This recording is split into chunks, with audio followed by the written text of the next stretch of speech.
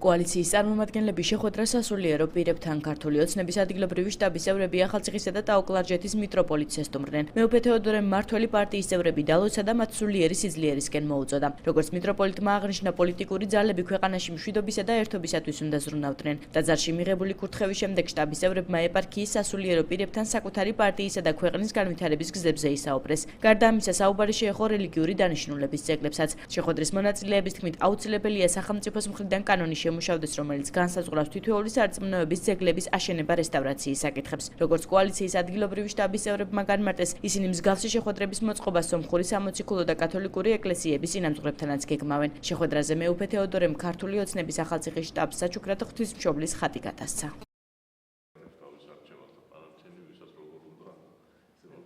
ეკლესია არის ინსტიტუტი, რომელიც აერთიანებს ყველას, აერთიანებს მთელ საქართველოს, ყველა პოლიტიკოს, ყველა პარტიის წარმომადგენელს, ყველა ადამიანს და ჩვენ ვღებულობთ ყველას, ვინც მოვა ჩვენთან, გვაქვს მათთან ურთიერთობა, ჩვენ მოვისმინეთ მათი გეგმების შესახებ, დავლოცეთ და ვუსურვეთ, რომ მათი საქმიანობა იყოს ქვეყნისათვის ერთიანობის მომტანი და ქვეყნის წინწამწევი და წინწამყვანი.